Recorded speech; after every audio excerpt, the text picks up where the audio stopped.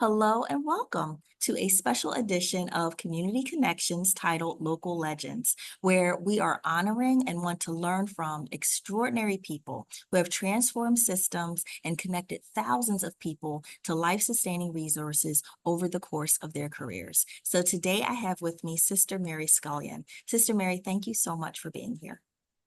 Thank you, Katrina. It's great, always good to be with you. So, Sister Mary, I'm going to give folks a little bit of background before we get into questions about your career. So, I'd like to start by saying that Sister Mary is a Philadelphia-based American Roman Catholic religious sister and activist, and she is the co-founder, executive director, and president of Project Home. She was named by Time magazine as one of the 100 most influential people in the world in 2009. And Sister Mary received the Latari Medal from Notre Dame, which is the highest award, University of Notre Dame, which is the highest award given to an American Catholic. Sister Mary has helped to found a number of organizations to address homelessness in Philadelphia, including Project Home, which focuses on affordable housing opportunities, employment, medical care, and education. With a staff of 450 employees, Project Home provides 1,000 units of housing, as well as other services through its 20 residences. More than 95% of those helped by Project Home do not return to homelessness. Sister Mary's work has had a major impact in Philadelphia and is seen as a model for other cities. She anticipates retiring in December 31st, 2024. So, Sister Mary, thank you so much for fitting us in before you retire. Really appreciate it. And so just want to start by asking you if you could talk a little bit about the work that you do and how you became so involved with helping folks experiencing homelessness. Sure, Katrina. I started volunteering about 45 years ago, and my first job was at Mercy Hospice. I was a residential coordinator, providing services to women and children. And while there, I had a particular passion for women who were living on the street. And many of these women had just been deinstitutionalized and had a serious mental health disability. And what was so amazing about these women was their resilience and their passion to get back into society. I mean, it was so heartbreaking to see the way deinstitutionalization was done in our country. It was great that people were not forced to be in these mental hospitals against their will. But what was missing in our society and in our neighborhoods was housing with the right kind of support services that would enable these women to have a safe and productive life. And that is mainly what I learned from many of these women, that how important it is to provide services, the services that they actually want, not what we think they should have, but what they actually want. And they want what we all want. They want a safe, affordable place to live where they can contribute as a citizen, as a member of our society. So again, when we would be on outreach asking people, whether it be women or men, what they wanted, most times we would hear, I want a safe place to live and I want a job. And so that was the roots of Project Home, that we would, work with the people actually who were unsheltered and experiencing homelessness, as well as our society and community, in order to provide them with just the very basic necessities of life, a home and an opportunity. Yeah, and so can you talk a little bit about how you started Project Home, how did you find starting up the organization, and what was important in terms of making Project Home become successful in terms of the implementation? Originally, Joan Dawson McConnon and Joan was a volunteer, and we would go out in the evenings and work with people that were on the street, predominantly women, Mhm. But we also saw a number of men out there, and they said, what about us? Like, we need a place too. So in the winter of 88, 89, the city allowed us to use a recreation center that wasn't being used in the winter time, the Marian Anderson Recreation Center. And although many people said these men would not come in, we were wasting our time, what we saw that winter was that the men did come in night after night. And as they formed a community themselves, and as they found a safe, welcoming environment, many of them made choices for recovery, for work, for healthcare, for other social services that would enable them to break the cycle of homelessness. So, but what happened was at the end of that winter, the Marian Anderson Recreation Center was going to reopen in the spring for the kids. That was their intended use. So we had to close the winter shelter. Mhm. And it was a lesson that both Joan and I, will never forget. And that is, we just didn't fully anticipate having to put people back on the street again. There was no place for people to go, especially for those folks that were making good choices towards recovery or jobs, Mhm. little affordable housing, little resources out there with the support that people needed to continue to thrive. So that's when Joan and I said, okay, as important as winter emergency shelters are, as important as the immediate needs, addressing the immediate needs, we had to form an organization that was focusing on long-term solutions, affordable housing, jobs, opportunities for education, and quality health care that was accessible to all, especially behavioral health services. So that's how Project Home started. And again, our vision was, and still is, none of us are home until all of us are home. Because as devastating as homelessness is for the men and women and children that are experiencing it today, it's also devastating for us as a society. As Martin Luther King taught us, what affects one of us directly affects all of us indirectly. So the solution to ending homelessness touches all of us. That's why we all need to be involved in creating a city and a society where everyone is valued and welcomed and has a safe place to call home. And so you have been very successful in terms of, gathering the resources to provide a variety of housing options, right? In terms of permanent supportive housing and resources in between. You have street outreach teams that go out and engage folks. So you're doing sort of the whole gamut in terms of engaging people and then providing them with a solution on the end in terms of permanent supportive housing. Can you talk a little bit perhaps about something that you are particularly proud of that you've been able to accomplish in this work?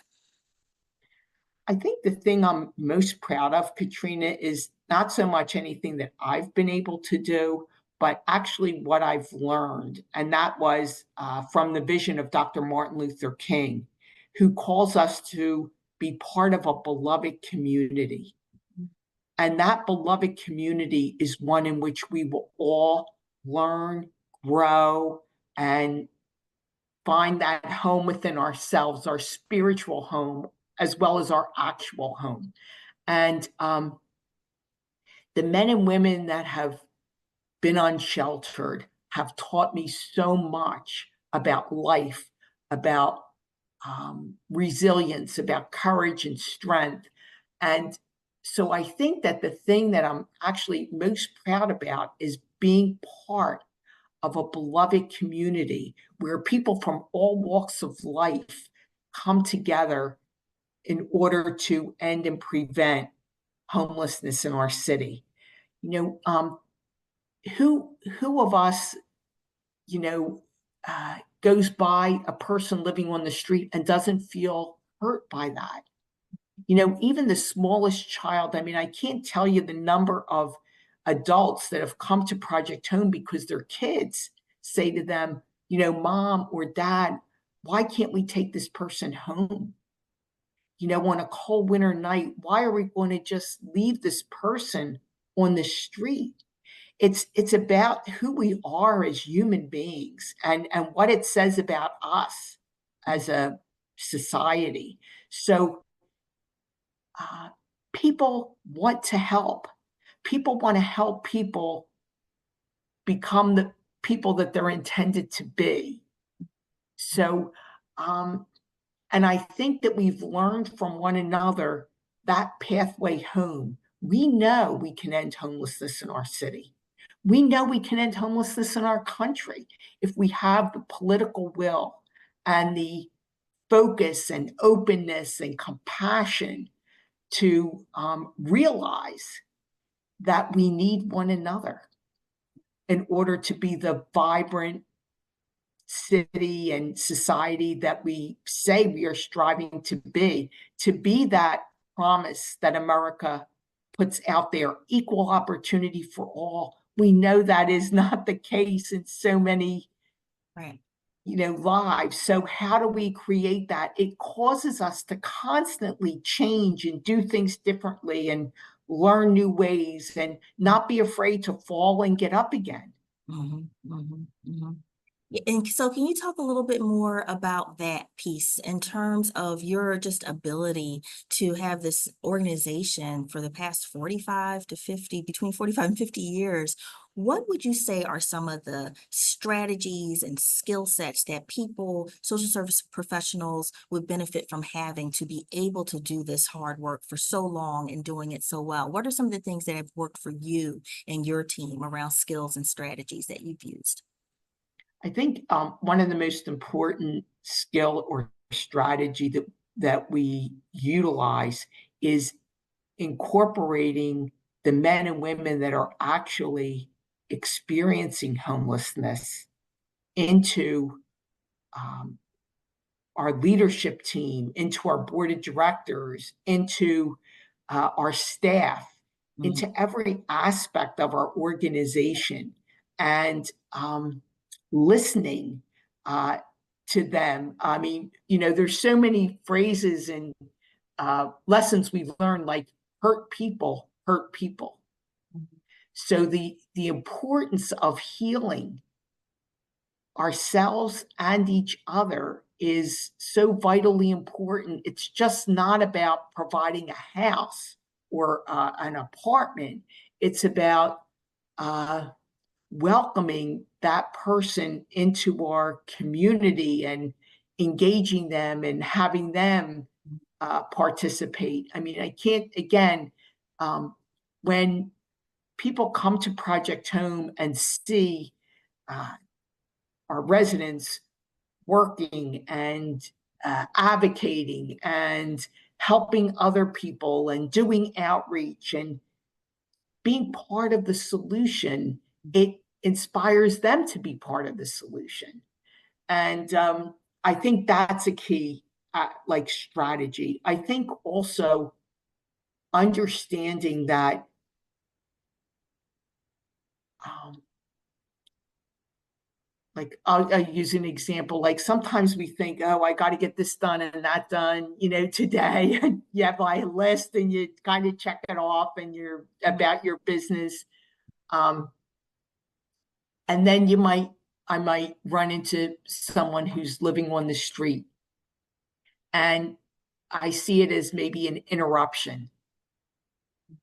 But that encounter is actually a blessing. That encounter is actually what it's all about and how I have to adjust, you know, my way of looking at things or my way of doing things because that's the critical time intervention that's necessary. It can't be put off till tomorrow or all that. So what I might see as an interruption at the minute turns out to be the most strategic thing I could be doing. mhm. And learning that it's not, in our society, it's sometimes it's backwards. Right. Right. There's so much wisdom in what you've said. It's prioritization, it's leading with your heart and the authenticity within which you do that and being focused on the right thing in the moment that should be done, right? And I so strive it. I strive. I fail all the time, Katrina. I don't want to put it out there that I'm really, but at least I understand that that's what I would hope to do. yeah, yeah. No, well, it comes through. I think that anyone, my first encounter with you and anyone that I talk to knows how authentic you are and you lead with your heart. And it's not hard at all to be convinced to support Project Home and support the work that you all are doing because of that genuine space that you all come from with the services you provide. So can you talk a little bit about perhaps other sectors that have supported the work of Project Home, or how folks can work together across other sectors in addition to health and human service agencies to help in homelessness for individuals on the street? You know what, Katrina? One other thing that's so vitally important is no matter how um, like good or effective any one program or organization is or strives to be, because nobody's perfect, right? And nothing's perfect, okay, in this world. Um, that the most effective thing, the greatest impact on the most amount of lives is working with our public officials to impact public policy. Okay. That is so, you know, dramatically important. And that's why Vote for Homes, when all of our organizations in Philadelphia came together to do advocacy, to end and prevent chronic street homelessness, and each of our organizations registered as many of our community that we could to vote, to think, to be educated and vote, exercise that constitutional right that's so critically important. And because no matter what any one of us does, and that's all important, I'm not discounting that, Mhm. but when we're up against public policies that demonize people that are unsheltered, or or create a policy like the recent Supreme Court decision that even if a county cannot house or shelter a person, they can still make these people, make people move and take down the encampments and just make them move. And that's so traumatizing for people. And in the end, they can fine them. They probably can imprison them, at some point with unpaid fines. Homelessness is not a crime. We should be fining cities that don't provide enough shelter. We should be fining our federal government for not, supporting enough affordable housing for all of our citizens. But we should not be punishing the people that are on the wrong end of these policies and um, like quotas or whatever that that force them to be outside. There is not enough affordable housing in our country. Some people are going to be outside. Right. It's just inevitable. And then we want to find them and, move them and get them out of sight. We should embrace them and work to change our public policies to force people to live on our streets. Right, right. Yeah, I think that to the point you're making, voting and understanding what you're voting for is very, very important. And we don't often talk about that enough, right? And so I feel like I know what the answer is to this question, but I still want to ask it. If you could wave a magic wand and pick one resource to have an unlimited supply of, um, that met a critical city need, what would that be? And I'm assuming it's housing, but I want to ask you the question because I don't know if it's that simple or if it's multi-layered. Right. I think it's safe, affordable, quality housing Okay. for every person. Our housing has to be safe. Our Mhm. housing has to be um, quality housing, that any one of us would want to live in. Right, right. Um, That's right. and it has to be affordable. And again, the federal government defines affordability as 30% of our income.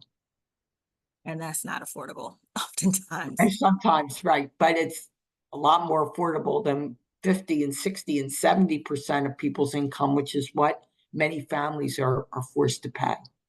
Sure, sure, sure. Can you talk a little bit about what words of wisdoms you'd have for all of us, really, when we are in the thick of our careers, how we might be impactful in doing our work? I think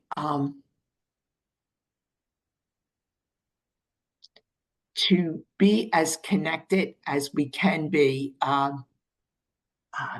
you know, um, I'm thinking of Brian Stevenson, who wrote the book Just Mercy Mm, and the movie. He's a lawyer in the South who worked with people who were wrongly imprisoned, to get them a fair trial and a fair hearing. mm, Um, what he talks about and so does Father Greg, who runs Homeboy Industries in LA. And what we too have experienced is the importance of proximity, mm, to be near those who are suffering, excluded, uh, or on the edges of society. mhm. Proximity is so vitally important. Okay. And, to have those relationships uh, and understanding and compassion in a real way. And Yeah. then I think for every single one of us, again, to vote, to be educated, to be actively engaged in making our country the country that is equal opportunity for all, is the country, of we the people and not them and us. Yeah. And I, I think maybe those two things would be the things I think are most important, and then to use the variety and diversity of skills and talents that we have to shed light and to uh, relieve the burdens as much as we can of those that are unduly burdened with life. I mean, we've really seen too, the poverty is a form of institutionalized violence. It takes a little piece out of everybody every single day. The stress, the strain, um, the pressure that people feel, whether they have a choice between feeding their children or housing, paying the rent. Sorry, Katrina. That's okay. That's okay. I've Yeah. never heard it termed that way, institutionalized violence. That's powerful. And just, I want to reflect back on the beginning of this conversation when you said that you have people that work at all levels of the organization on a board that have lived experience, and then tying that to the point you just made about being proximate, right? Proximity to the issues. And I think a lot of times people do get farther and farther away from the issues. You have to be there and see it Yeah. and witness it Feel it and and touch feel it and be a part of it. Yeah, I really appreciate that centering in this work, that people it. must remember that. Mhm. And I think one of the most beautiful things you said in this conversation was that you're proud of being a part of a beloved community. I think that is that sounds like that's your North Star. And I think that we could all benefit from having that be our North Star as well. So Yeah. thank you so much, Sister Mary. Thank you for spending time and sharing your wisdom. We really appreciate you, and thank you for everything you've done throughout your lifetime. Oh, thank you, Katrina. It's always, as I said, it's always great to be with you. You've always been such a caring, intelligent, and beautiful young woman that gives me inspiration and hope for our future. Oh, thank you, Sister Mary. Take care. Okay, bye-bye.